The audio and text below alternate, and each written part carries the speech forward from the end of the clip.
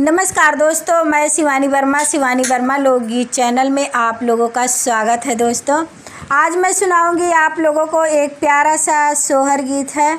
ज़रूर सुने आप लोग और बताइएगा कमेंट बॉक्स में आप लोगों को कैसा लगा ये सोहर गीत। तो आइए सुने ये प्यारा सा सोहर गीत।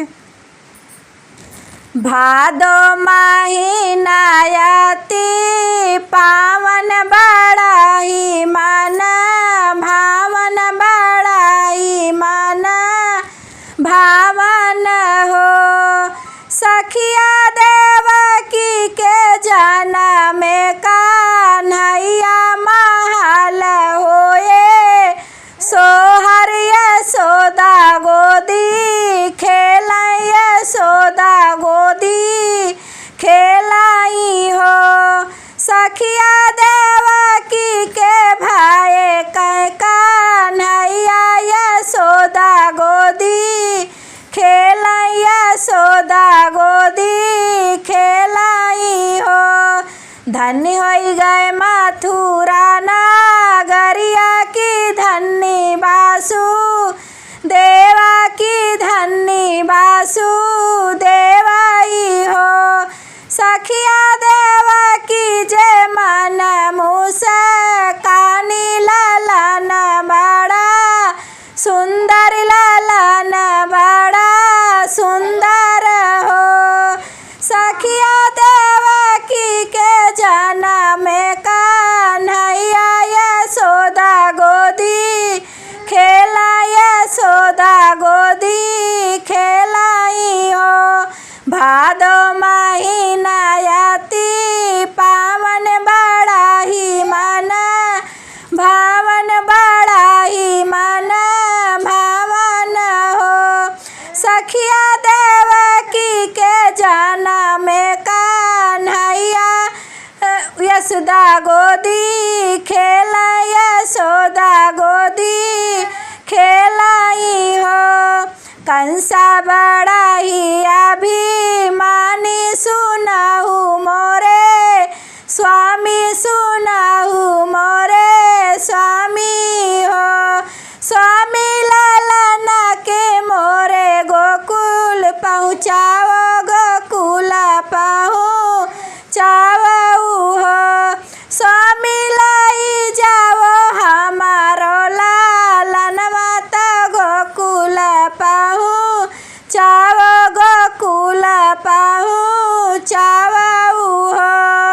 यतनी बचनी सुन वसुदेव सुपावा मांगावता, सुपावा मांगावाई हो। सखिया कान्हा के सुपावा लेटावता, सिरावा उठावता गोकुल पहुँचावता, गोकुल पहुँचावाई हो। सखिया कान्हा के सिरावा उठावता, सुपावा लेटावता गोकुल पहुँचावाई हो। भादो महीना आती पावन बड़ा ही माना, भावन बड़ा ही माना भावन हो। सखिया देवकी के जाना में कान्हैया यशोदा गोदी खेला, यशोदा गोदी खेलाई हो।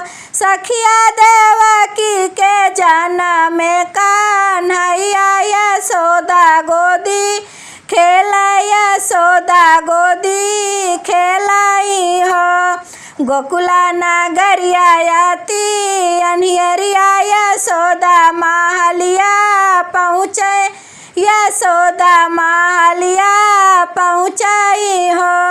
सखिया कान्हा के दिहा ले लेटाई, कन्या के लइके आवई, कन्या के लइके आवई हो। सखिया कान्हा के दिहा ले लेटाई, तो कन्या लइके आवे, तो कन्या लइके आवई हो। भादो महीना आती पावन बड़ा